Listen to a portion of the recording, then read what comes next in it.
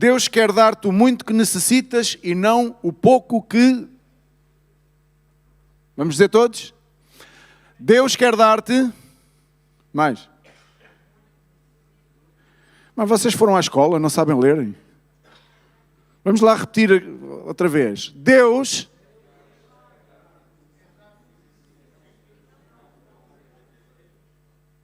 E tu dizes assim, Vítor, mas eu não desejo pouco, eu desejo muito para a minha vida.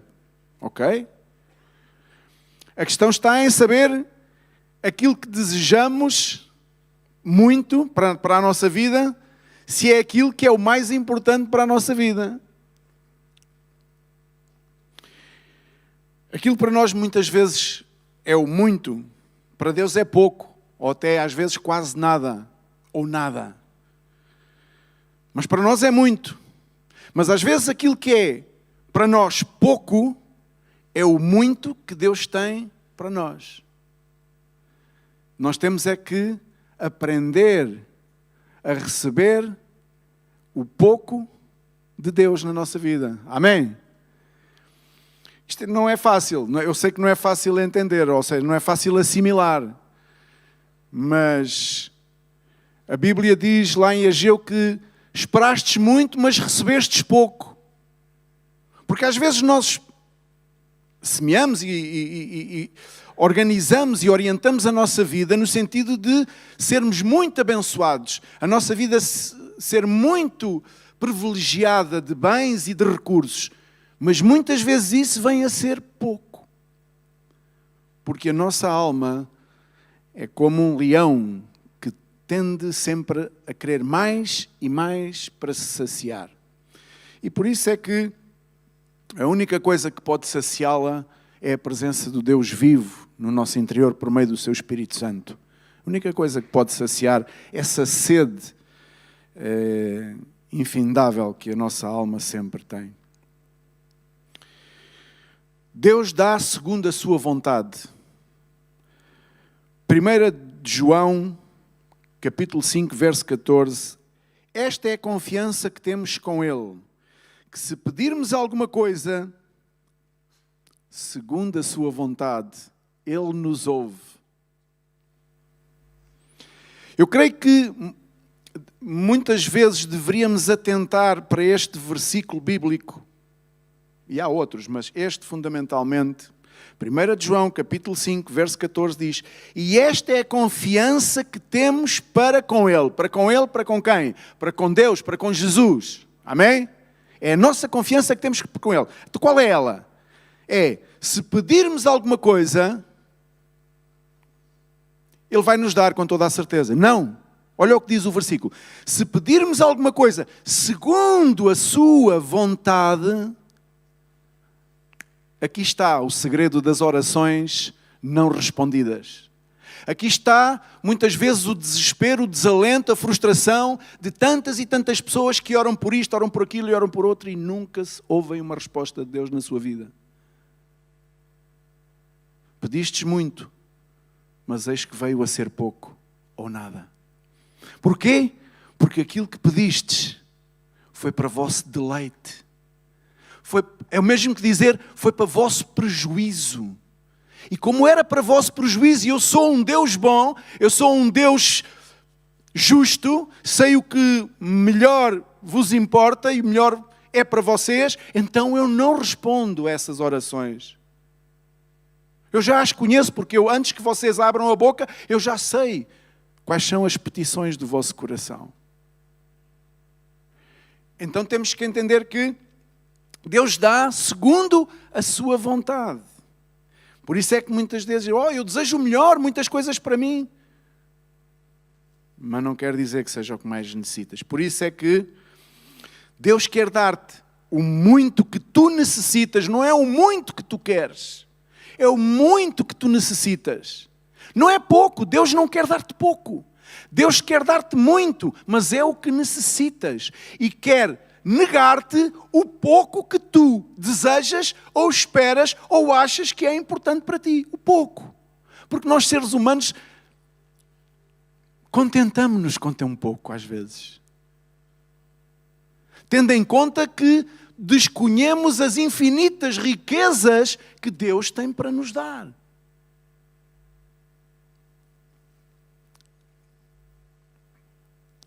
Atos capítulo 3, verso 1, diz que Pedro e João subiam ao templo para a oração da hora nona.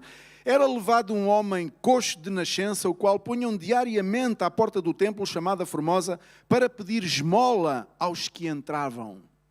Tu estás a ver ali aqui a porta da nossa igreja? Imagina que está ali uma pessoa coxa, sentada ali no chão, todos os dias do culto. Estás a ver? Está ali. E tu vens ao templo. Tu vens à presença de Deus. Tu vens buscar a Deus. Tu vens escutar Deus. Tu vens escutar palavra para a tua vida, tu vens tentar edificar a tua vida. Creio que essa seria a melhor intenção com que tu entres aqui.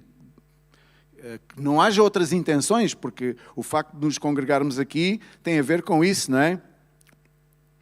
Vendo ele a Pedro e João que iam entrar no templo, implorava que lhe dessem uma esmola. Pedro, fitando-o juntamente com João, disse: olha para nós. Ele os olhava atentamente, esperando receber alguma coisa. Ele pensou de repente, bom, agora aqui já cai aqui uma esmola. Eles pararam, eles estão a chamar a minha atenção, daqui já vai cair alguma coisa. Pedro, porém, lhe disse: não possuo ouro nem prata, ou nem prata nem ouro, mas o que tenho isso te dou. Em nome de Jesus Cristo, o Nazareno, anda! E tomando-o pela mão direita, o levantou. E imediatamente os seus pés e tornozelos se firmaram. De um salto se pôs em pé, passou a andar e entrou com eles no templo, saltando e louvando a Deus. E viu todo o povo a andar e a louvar a Deus. E reconheceram ser ele o mesmo que esmolava sentado à porta formosa do templo, e se encheram de admiração e assombro por isso que lhe acontecera. Amém? Glória a Deus pela sua palavra. Eu não sei quantos coxos há aqui. Eu lembro-me dos meus tempos de paralítico. Andava à esmola também. Umas vezes de uma maneira, outras vezes de outra, eu tinha que apanhar uma esmola. Era um paralítico, era um coxo. Eu não sei com que condição tu chegaste aqui à porta do templo. O que eu sei e que a Bíblia relata acerca deste homem é que ele dependia de pessoas para o colocarem à porta do templo todos os dias, ou nos dias que, enfim, que eles entendessem que eram os dias que lá deveria estar.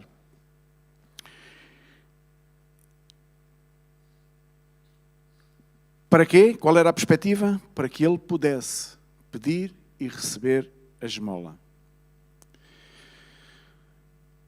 Agora, não te esqueças desta passagem bíblica. Agora eu quero somente fazer uma retrospectiva e buscar aqui, fazer aqui uma análise daquilo que tem sido este ministério, a igreja. Porque a igreja e o ministério são a mesma coisa. Antes, quando o ministério nasceu, não havia ainda igreja legalizada, mas já era um ministério onde se pregava o Evangelho e era o Evangelho que transformava as pessoas.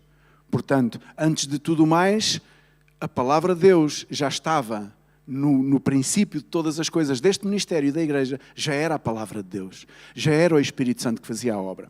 Agora, eu não sei tu, mas há muita variedade de situações entre nós. E o que é que eu quero dizer? De pessoas que vieram a este ministério, cada um com a sua razão. Cada um tinha a sua história. Cada um tinha o seu pretexto. Cada um tinha a sua necessidade. E eu fui escrevendo aqui. Uns vieram um tempo separados. Eu escrevi muito. Se calhar não vamos ter a ler tanta Bíblia, porque eu escrevi uma série de coisas que me foram ocorrendo. Uns vieram porquê? Porque queriam estar um tempo separados e afastados da sociedade. Eu não sei se tu te enquadras em alguma destas situações que eu vou falar. Queriam estar separados da família, dos amigos, ou apenas sair de uma rotina de vida que lhes era prejudicial. Queriam estar separados.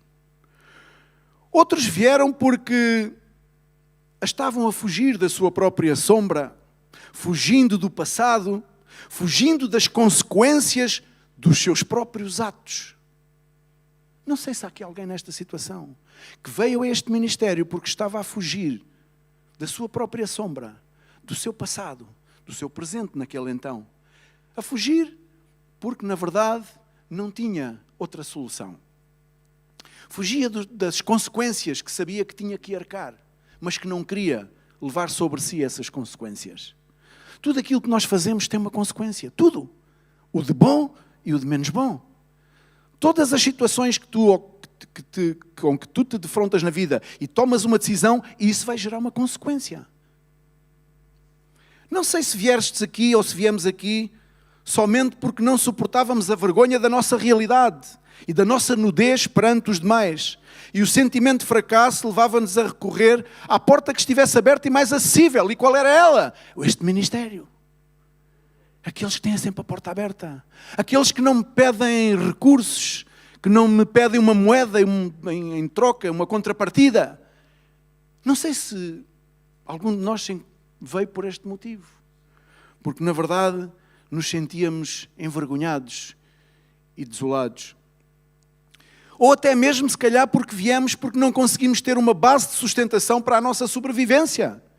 Por incapacidade de vária ordem. Deixámos de poder sustentar a nossa própria vida ou a nossa própria família, então decidimos que tínhamos que ingressar num ministério que nos desse uma ajuda, um apoio. Não sei se é esta a situação que te trouxe aqui. Seguramente alguma destas situações foi aquela que ocorreu na nossa vida.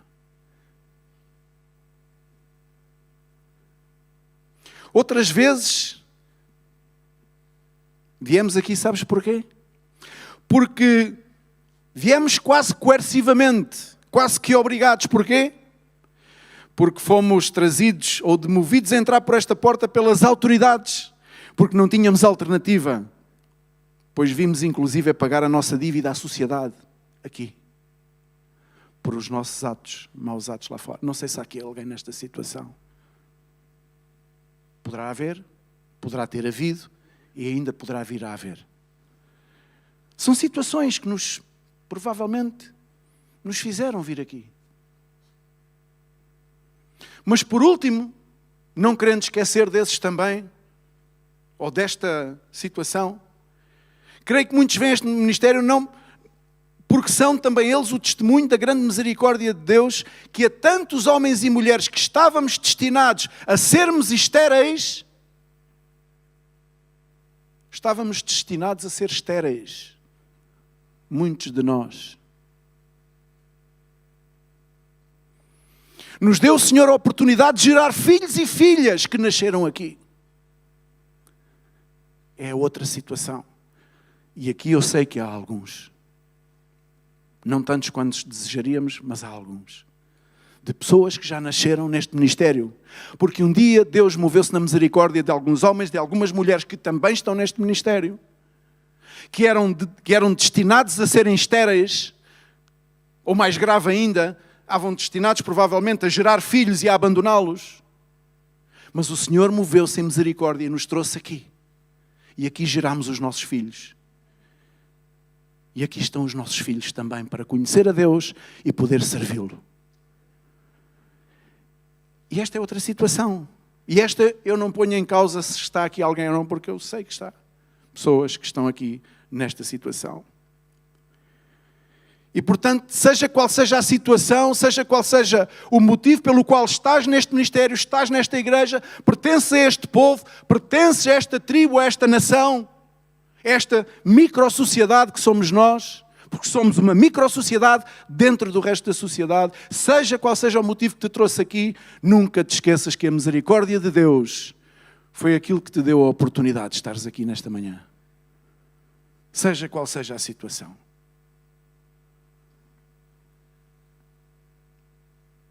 E eles são propriedade de Deus, porque já nasceram dentro do arraial. E outros agregaram-se posteriormente, e a todos eles o Senhor os terá deixado, debaixo do seu olhar, da sua mirada. Em realidade, a sociedade em geral não está desenhada para ajudar ninguém sem uma moeda de troca, sem uma contrapartida. a sociedade no seu geral.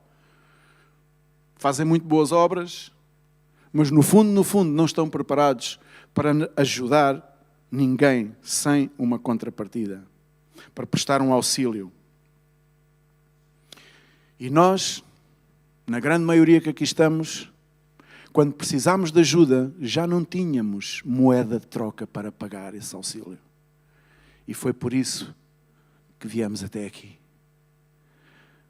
Porque o Senhor diz, vinde e comprai sem dinheiro. Vinde, comei e bebei sem dinheiro. Comprai sem dinheiro. É o único que é capaz de te dirigir estas palavras, é o único que é capaz de me dirigir estas palavras, foi o único que abriu a porta, foi o Senhor sem dinheiro, porque eu já não tinha moeda de troca para pagar o auxílio que eu necessitava que me dessem.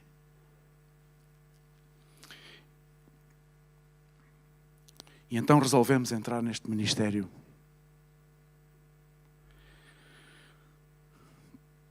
Que nada nos pediu para nos receber e prestar esse necessário auxílio. Viemos na expectativa que alguma coisa pudesse acontecer num curto, num médio prazo. Muitos vêm por um curto, por um médio prazo, resolver uma situação pontual, imediata da sua vida, um azar, uma situação. Vêm com os seus planos, com os seus argumentos, com as suas mediocridades. Mas viemos com um pensamento de resolver alguma coisa na nossa vida.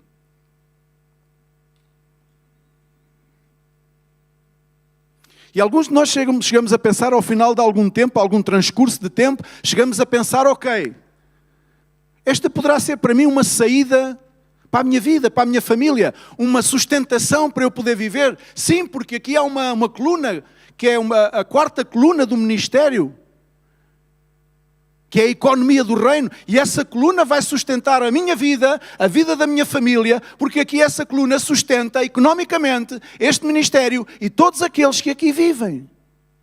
Então nós pomos os nossos olhos na economia do reino, porque daí vem o provento para nos sustentar. E a dado momento da nossa vida, pomos isto em uma hipótese e decidimos plantar aqui as nossas alpercatas e fazer desta a nossa casa. Desta a nossa casa. Porquê é que o fazemos? Porque temos um amor incondicional por Jesus? Quem dera que assim fosse. Quem dera que estivéssemos cá por agradecimento a Deus. Quem dera que estivéssemos cá, não porque aqui temos a nossa sustentabilidade garantida. Quem dera que estivéssemos aqui porque amamos a Deus acima de todas as coisas. Quem dera. Mas Deus é paciente e Deus é misericordioso.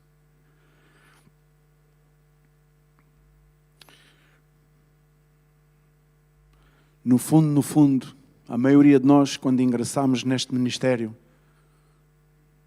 não tínhamos perspectiva de nada. Vínhamos totalmente vazios, defraudados com a sociedade, com a nossa pouca sorte. Vínhamos talvez não tão vazios, mas cheios de muitas coisas erradas. Convicções erradas, ideais errados, pensamentos errados, ações erradas, que se foram acumulando anos e anos e anos dentro de nós até ao ponto de chegarmos onde chegamos e vir bater a esta porta.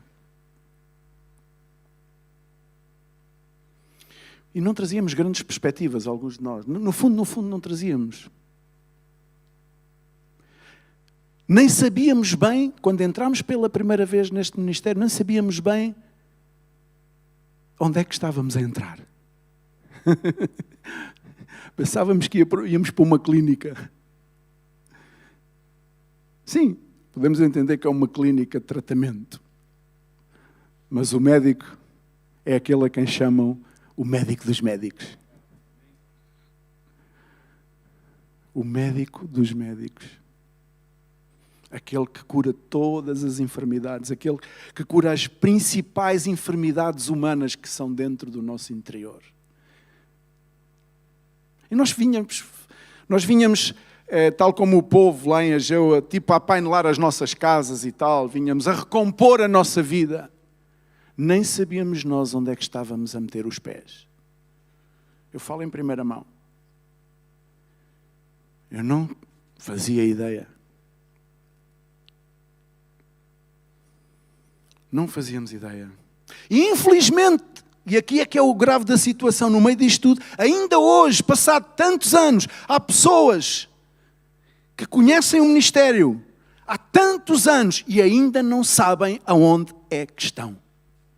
Porque as suas atitudes, porque as suas palavras, porque a sua conduta assim o demonstram. Não sabem aonde é que estão. E isso é o que é o mais grave.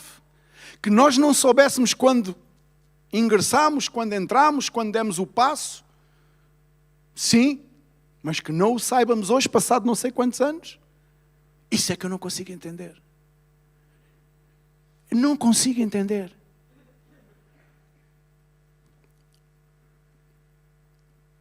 Mas aqui pode explicar-se através daquela palavra de 1 Coríntios, capítulo 2, verso 9, que diz: mas como está escrito, nem olhos viram, nem ouvidos ouviram, nem jamais penetrou em coração humano o que Deus tem preparado para aqueles que o amam. Quem é que conhece o sítio de onde está? Quem é que conhece os desígnios, os propósitos de Deus para a sua vida? Aqueles que amam a Deus. Então isto revela-me uma coisa. Aqueles que passados muitos anos não sabem onde estão, ainda não conhecem o amor de Deus. Ainda não conhecem o amor de Deus.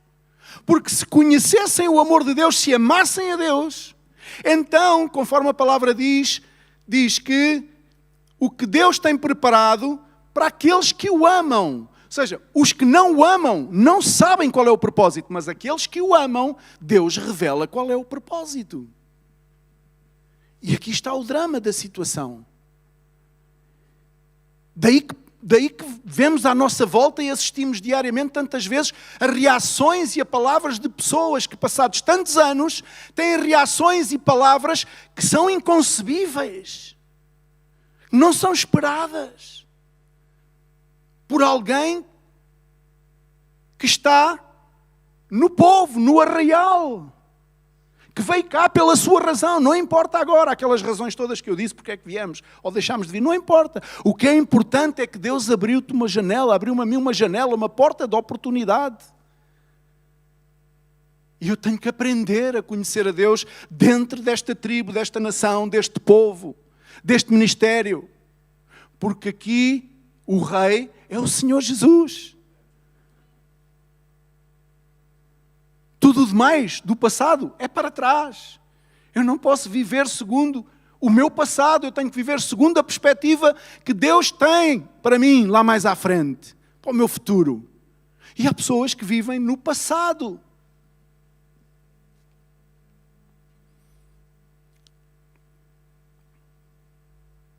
Pode ser que nos tenham conduzido até cá.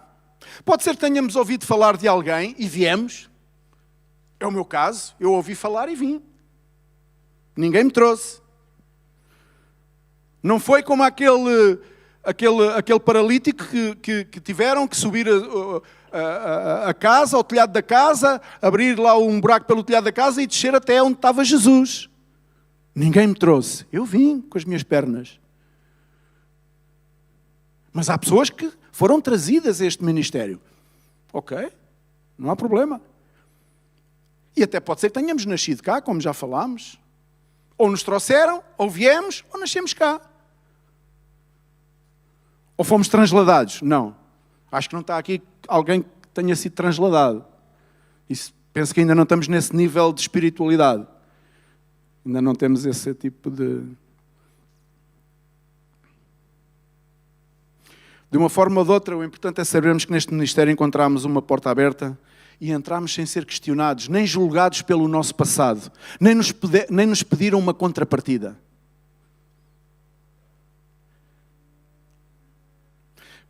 No entanto, quando começamos a perceber-nos e a consciencializar-nos do tipo de exigência que se nos impunha para poder viver e conviver no meio de uma microsociedade, um povo, começamos a duvidar e a retroceder e a questionar se de facto este local e esta forma de vida é adequada para nós.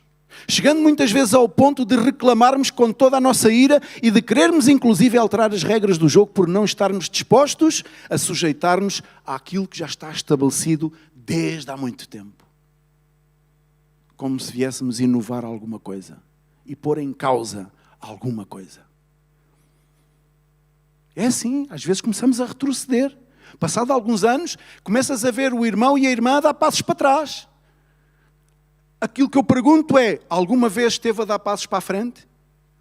Porque na tropa há uma coisa que é marcar passo. Estás em movimento, mas não estás a andar para lado nenhum.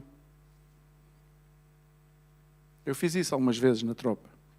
Marcar passo. Eu não entendia porque é que tinha que estar a marcar passo. A maior parte delas era por castigo.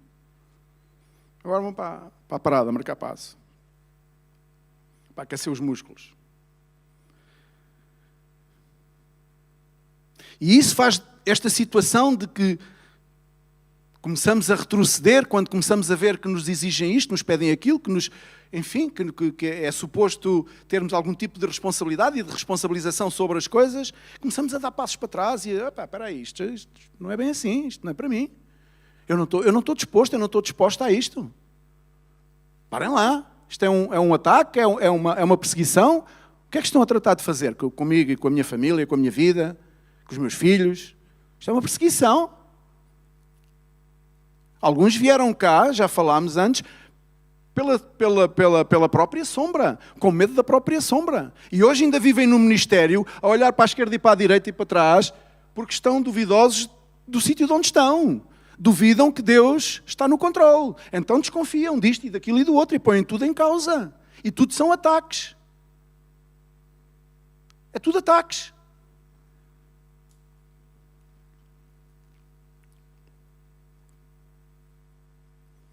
Isto faz lembrar o povo quando saiu do Egito. O povo saiu do Egito, quando olhou para trás e viu que os egípcios vinham, logo começaram a criticar e a reclamar e a maldizer a Deus e a Moisés, e trouxeste-nos para aqui, e como é que isto é possível? Mais valia que ficássemos lá e morrêssemos lá. Lá havia sepulturas suficientes, aqui não havia lá sepulturas suficientes. Como é que vamos morrer aqui no deserto? Sim, é necessário que morramos para que nasça uma coisa nova. Porque a carcaça que trouxemos aqui, o coração que trouxemos aqui, estava empedernado,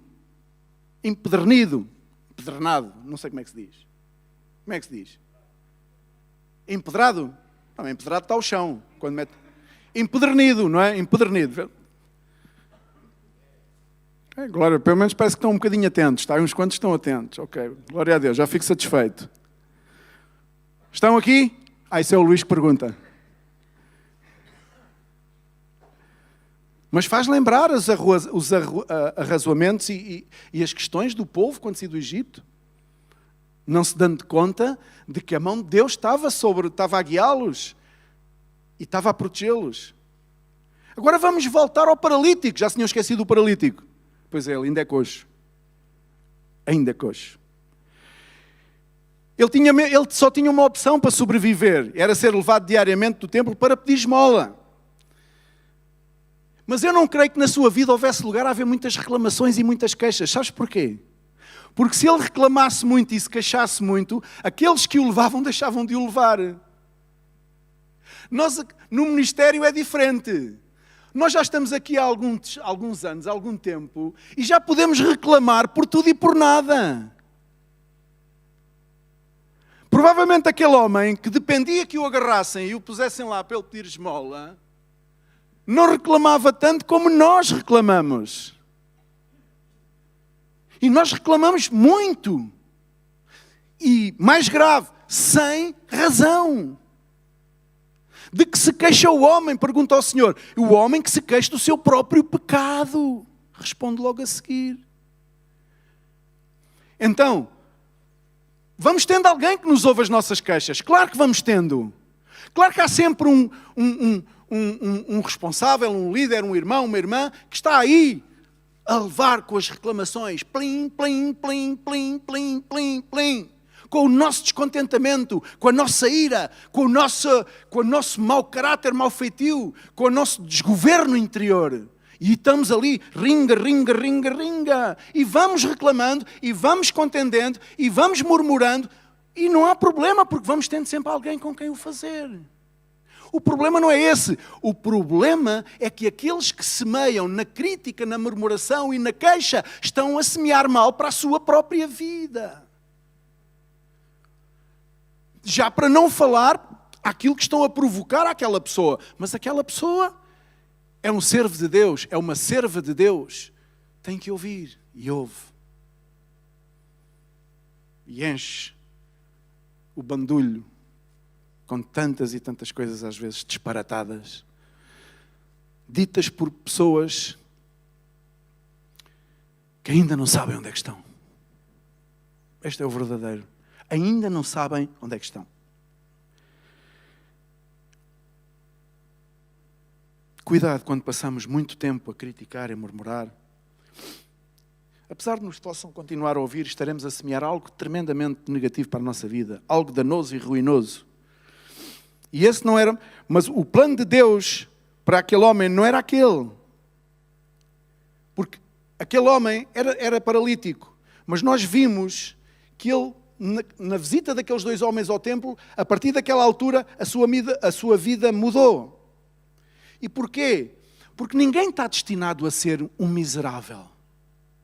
Ninguém está destinado a ser um degenerado. Ou a ser alguém que sempre é reprovável. Não!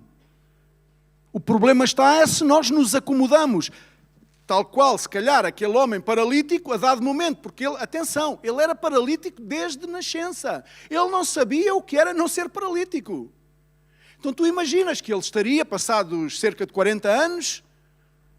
Se passados cerca de 40 anos, o que é que tu imaginas? Estava acomodado, resignado. Esta é a minha sorte, esta é a minha vida.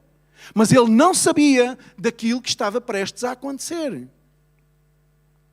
Porque ninguém está agarrado a um destino miserável. Não fomos concebidos para ser miseráveis, porque senão Deus nunca, jamais diria que fomos feitos e concebidos à sua imagem, à sua semelhança. Porque Deus não é um desgraçado. Deus é o dono de toda a graça. Então, não há uma pessoa que nasça com o destino de ser um desgraçado. Nascemos sim destituídos da glória de Deus, porque isso diz a palavra do Senhor. Nascemos do pecado, gerados em pecado. Fomos destituídos, estamos destituídos da glória de Deus. Mas em Cristo Jesus temos a oportunidade da redenção. Em Cristo Jesus temos a oportunidade da salvação, da mudança de vida, da transformação do nosso coração. E é disso que se trata nesse ministério. Neste ministério não temos que vir para resolver um problema que não é problema. Porque Deus tem o muito dele para nos dar. E nós estamos agarrados ao nosso pouco, a resolver um probleminha. Dedica a tua vida, o teu coração a buscar a Deus. Para que Deus possa iluminar-te e indicar-te o caminho e indicar-te quem tu és. Ele não sabia que algo muito especial estava prestes a acontecer. Porque nas convicções dele, ele só queria uma esmola. Eu vivo bem com uma esmola. Porquê é que eu vou me estar a chatear? Sou paralítico. Esta é a sorte da minha vida. Não vou conseguir ser mais daquilo que sou. O que é que eu vou fazer? Assim, muitos estão neste ministério. Resignaram-se. Entraram como entraram. E continuam como, vamos dizer, como entraram. A única coisa que mudou foi a aparência exterior. Aprendemos a ter um comportamento, a vestir-nos um pouco mais graciosamente. Mas as nossas palavras, as nossas atitudes, as nossas ações revelam que, na verdade, continuamos a necessitar de uma transformação interior. Algo muito especial estava para acontecer a este homem, o que acabou por acontecer. Desejamos o pouco e desprezamos e menosprezamos o muito que Deus tem para nos dar. Porquê? Porque ele estava conformado com a sua situação, adaptou-se a viver na condição de paralítico, pois não, paralítico desde sempre, que é que este homem ia? Este homem representa para nós o estado da conformidade, representa para a igreja a conformidade. Porque sim, quando viemos a este ministério, quando viemos a Deus neste ministério, todos viemos de uma forma paralítica. Mas não podemos conformar-nos a mudar o visual e a deixar que o nosso interior continue paralítico. Não fazendo sentido. Porque o paralítico não faz sentido, está descoordenado. Imaginas um coxo? Está descoordenado. Com todo o respeito pelas pessoas que fisicamente têm problemas. Se me entendem? Tem que haver coordenação na nossa vida e a coordenação tem que ser por meio da palavra de Deus e com Cristo. Porque estamos descoordenados, as nossas atitudes são descoordenadas, as nossas palavras são descoordenadas. Porque continuamos paralíticos, porque o paralítico é descoordenado.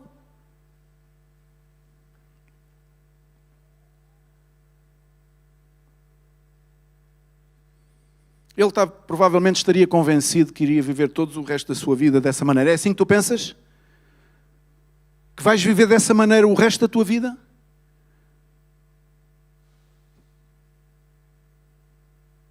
Essa é uma forma mesquinha e medíocre de pensar acerca de ti mesmo.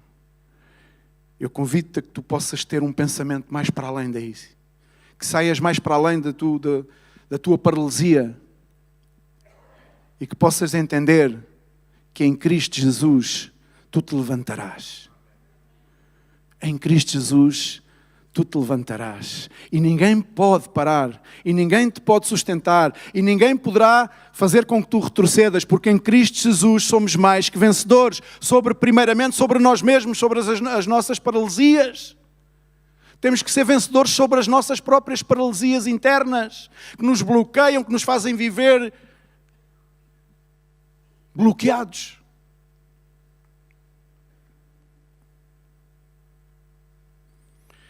Mas ele estava prestes a conhecer uma nova dimensão na sua vida. E toda a diferença faz a partir do momento em que ele se levanta, em que o apóstolo lhe dá a mão e ele levanta e diz: levanta-te e anda. Os 10 leprosos diz que quando o Senhor os curou, quantos é que voltaram para trás para dar glória a Deus? Um apenas. Este homem era só um. Ele levantou-se e o que é que ele fez? Foi à sua vida. Entrou no templo com eles, saltando, dançando e dando glória a Deus. Porque a salvação, não somente a cura da sua paralisia, mas a salvação tinha chegado ao seu interior. Ele tinha entendido que aquilo era um milagre. E nós necessitamos de milagres na nossa vida. E os milagres não acontecem por nós estarmos num ministério cristão, ou virmos a uma igreja evangélica. Os milagres acontecem quando nós recebemos da parte de Deus a sua palavra e obedecemos. Levanta-te e anda. Levanta-te e anda. Levanta-te desse estado de paralisia em que estás. Levanta-te desses pensamentos negativos. Levanta-te dessa... Como é que eu hei de explicar? Monotonia. Dessa vida de rotina. Levanta-te e anda. Faz toda a diferença. De fora do templo para dentro do templo. Ele esperava receber dinheiro e recebeu cura e salvação. Como reflexo disso, ele entrou no templo e adorou a Deus. Sabes porque é que muitas vezes não adoramos a Deus? E não cantamos de alegria e não saltamos de alegria na presença de Deus? Porquê? Porque ainda não recebemos esse milagre. E o milagre não é da cura da paralisia. O milagre é um coração humilhado e contrito diante do Senhor, disposto a receber esse milagre. O milagre da cura. A Bíblia não diz se ele algum dia teria entrado na porta para além no templo para além da porta. A Bíblia só diz que ele era colocado ali na porta. A Bíblia não diz que ele já tinha ido lá dentro do templo. Provavelmente este homem, 40 anos paralítico, não sei há quantos anos é que ele ia para ali pedir, mas provavelmente, a Bíblia não diz, não posso garantir, provavelmente ele nunca tinha entrado no templo. Não era o seu negócio. Não era aquilo que ele precisava. Ele era, sabes o quê? Ele era um subsidiário do templo. Ele vivia do subsídio do templo. Ele sabia que ali, estando à porta do templo, os que iam ao templo subsidiavam a sua vida. E isto, quando estava a pensar nisto e a pensar nesta passagem, digo assim, meu Deus, às vezes nós somos assim, desta maneira. Nós chegamos a um ponto da nossa vida que vivemos como subsidiários do templo. Já não faz falta ir ao templo, já não faz falta aprofundizar o interior do templo. Não, nem preciso. A minha vida está garantida, eu tenho o sustento.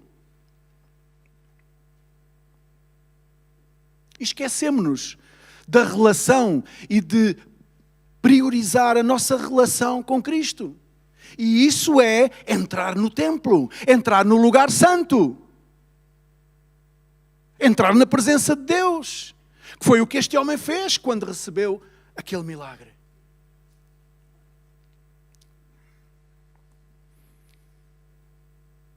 Ele não estava interessado provavelmente em conhecer o interior do templo. Porque ele dependia de uma esmola. E eu quando falo templo não falo aqui da igreja física. Falo aqui o simbolismo de entrar no templo. É entrar na presença de Deus, priorizar a relação com Deus, com Cristo. O templo para ele era uma fonte de sobrevivência,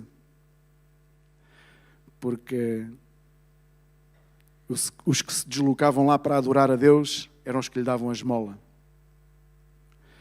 Eu às vezes pensava nisto e dizia, Senhor, não permitas que entre nós se levante haja este tipo de pessoas. Pessoas que dependem da esmola daqueles que adoram, daqueles que buscam a Deus. Convivem no mesmo sítio. Vivem no mesmo sítio. Pertencem ao mesmo povo. Estão no mesmo arraial. Mas, no entanto, continuam a depender da esmola que aqueles que adoram, daqueles que buscam, continuam a depender dessa esmola. Não, Senhor, não permitas que isso aconteça. Que essas pessoas possam-lhes cair as vendas e saber que não têm que viver dessa esmola. Mas pelo contrário, possam eles passar, eles a apoiar e a ajudar os demais.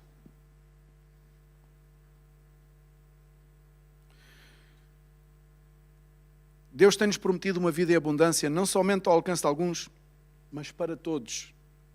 E isso implica entrar no templo, isso implica deixar a vida sem Cristo e optar por Cristo. Aqueles que entram no templo são aqueles que optam por Cristo. E às vezes continuamos escravos de nós mesmos e não temos coragem de aceitar uma nova vida em Deus, a vida que Deus nos quer dar, e vivemos de uma forma medíocre e não queremos sair da nossa zona de conforto.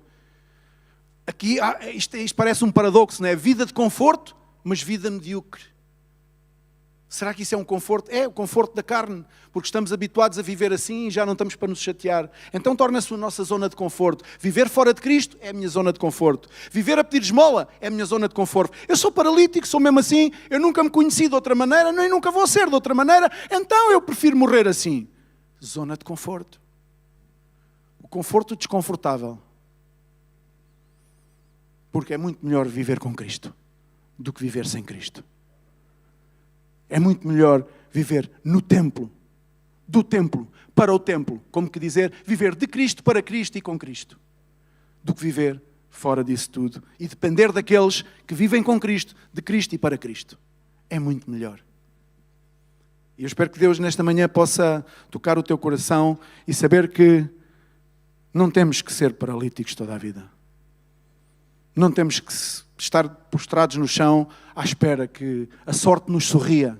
À espera que alguém venha hoje bem disposto de casa e nos dê uma esmola grande para nós podermos sobreviver.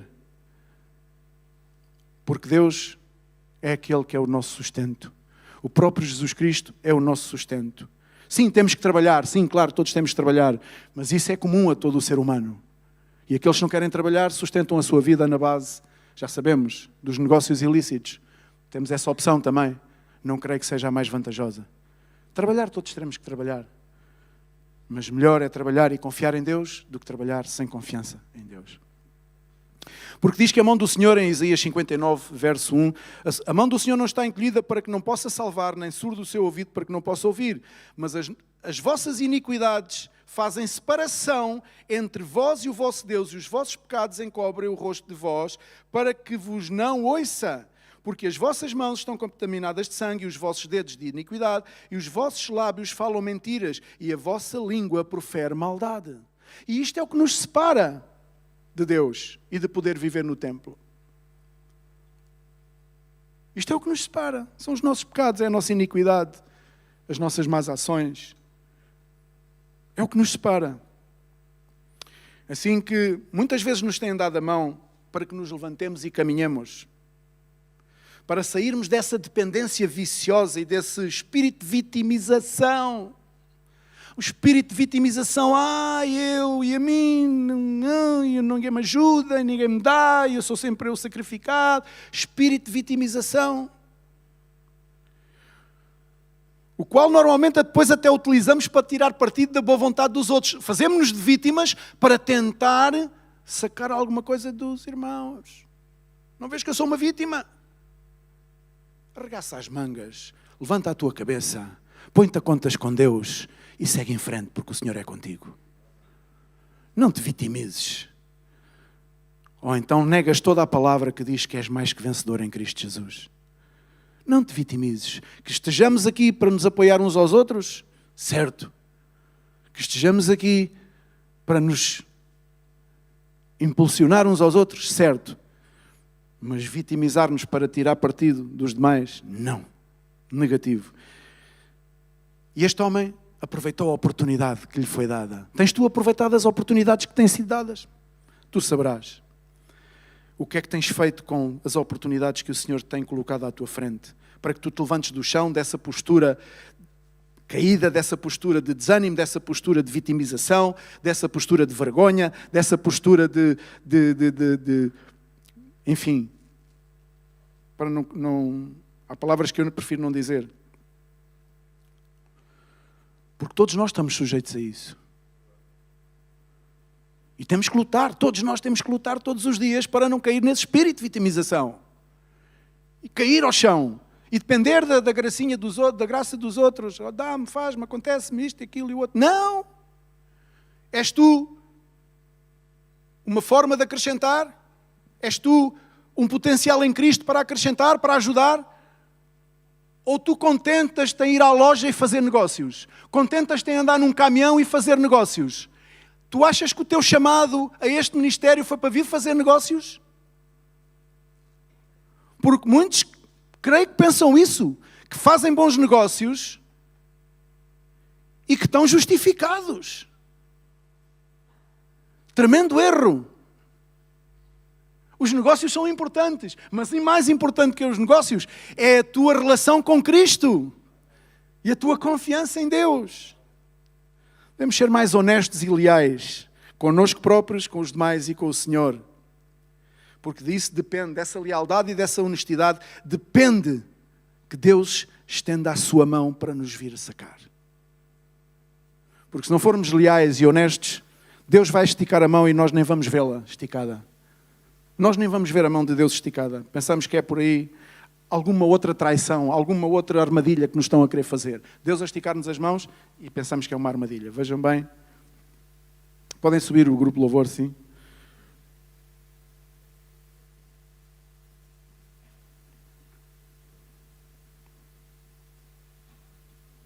A simplicidade e a humildade são bandeiras que devemos ostentar na nossa vida.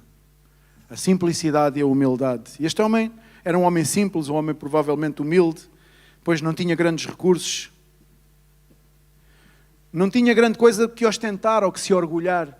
Ia-se orgulhar de quê? De ser paralítico? Ia-se ostentar o quê? Que riqueza é que ele teria para ostentar? Não teria riqueza. Dependia todos os dias para comer da esmola que os outros lhe davam. E isso chamou a atenção de Deus, com certeza. Foi por isso que aqueles 2 homens foram até ele e lhe disseram: olha, prata e ouro não tenho, mas aquilo que tenho vou-te dar. Levanta-te em nome de Jesus Cristo. E esta é a mensagem para a igreja nesta manhã. Servimos a um Deus que é o dono do ouro e da prata. Que a nossa confiança, que as nossas ambições, que os nossos desejos neste ministério, que não sejam de ostentar aquilo que nem sequer é nosso, que pertence a Deus. Por sua infinita graça e misericórdia, podemos desfrutar. Podemos desfrutar todos os dias. Não há ninguém neste ministério que passe fome. A fome está a absorver muita parte do globo. Muitas pessoas, muitas crianças, muitos homens e mulheres que nem sequer oportunidade têm de trabalhar para sustentar a sua família. Mas no povo de Deus e neste arraial, no nosso povo, nesta família de Deus, eu não conheço nem nunca ouvi dizer que havia gente que passava fome. E olha que eu já estive em sítios onde a fome estava à minha volta. Mas dentro deste ministério sempre tivemos. E sempre tivemos para dar aos demais.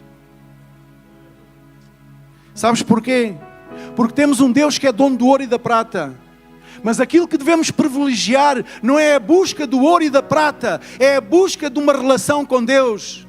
E estar disponíveis, sermos honestos e leais connosco próprios, com as pessoas que trabalham à nossa volta, com os nossos líderes, honestos e leais. Com Deus, honestos e leais. Para que Ele possa vir então olhar para a simplicidade e humildade do nosso coração e ver a nossa paralisia e estender-nos a mão. E quando tu tens um coração humilde e simples e estás ansioso porque alguém venha estender-te a mão, tu vês a mão de Deus esticada. Porque a palavra de Deus diz que a mão de Deus não está encolhida, nem o seu ouvido está tapado para todos aqueles que lhe clamam. Precisamos clamar a Deus na nossa vida.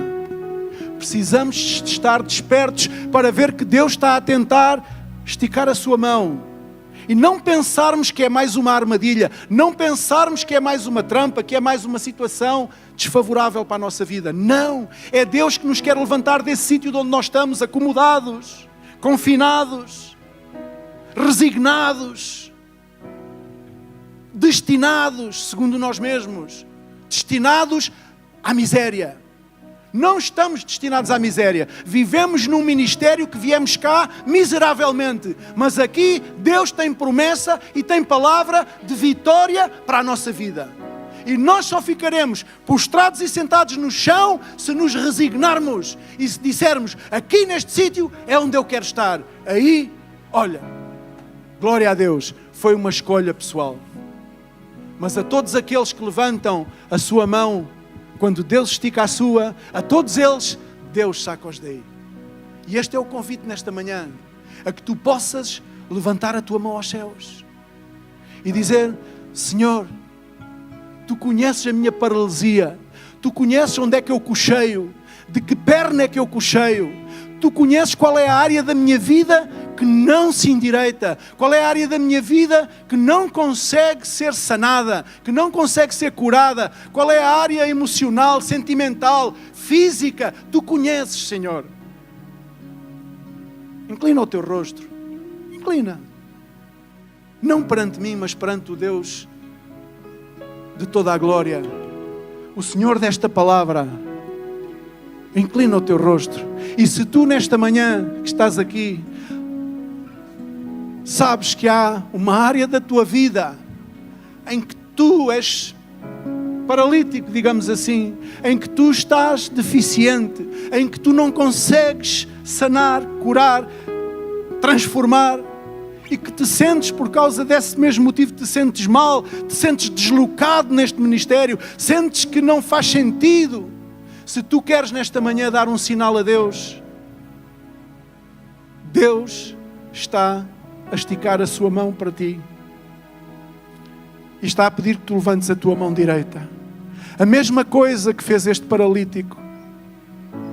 O apóstolo esticou a mão, Deus esticou a mão e ele levantou a sua mão e pôde andar e pôde glorificar a Deus. Daí de onde estás, levanta a tua mão direita aos céus. Se tu queres que Deus possa operar na tua vida, confessa-lhe nesta manhã qual é a área da tua vida que tu gostarias de ver transformada para a honra e glória do seu nome, porque tu já entendestes que mais vale um dia na casa de Deus do que 1000 fora da sua casa. Senhor, nesta manhã eu levanto a minha mão direita aos céus, Senhor, em sinal de abnegação, em sinal, Senhor, de concordância com a Tua Palavra, Senhor, em sinal de necessidade, Senhor. Necessito que Tu operes na minha vida, Senhor. Necessito de que Tu transformes áreas do meu ser. Áreas emocionais, áreas sentimentais, áreas físicas, Senhor. Eu necessito da Tua operação, Senhor. Eu sei que Tu és Deus de milagres, Senhor. Eu sei que Tu és Deus que sobrepassa as montanhas. Não há distâncias para Ti, Senhor. Nem há tempos em que Tu não possas operar. Porque Tu és o Deus de toda a eternidade, Senhor. Por isso, Pai, no nome de Jesus, a todos quantos levantaram a sua mão direita aos céus, Senhor, em sinal de resposta ao Teu convite, ao Teu chamado, Senhor, eu Te rogo, Espírito Santo, que Tu possas operar nesta manhã, Senhor, e possas trazer resposta, Senhor, e possas sanar, Senhor, passar o Teu bálsamo santo, Senhor, nas nossas vidas, Pai. No nome de Jesus, nada trouxemos aqui, Senhor.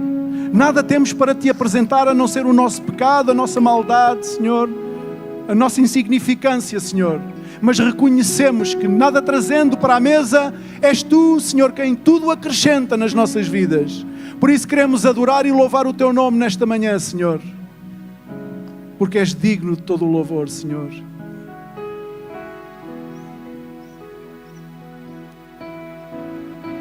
Glória ao Teu nome, Jesus.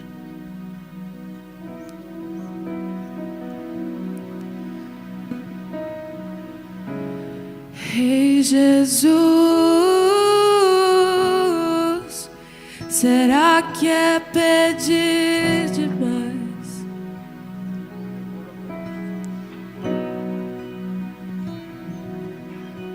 Se queres permanecer sentado, permanece sentado. Se queres levantar, levanta-te e adora a Deus nesta manhã.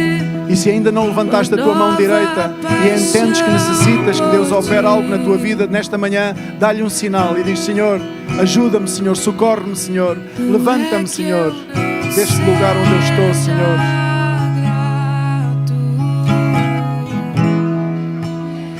Por tudo que tens feito em mim, mas meu coração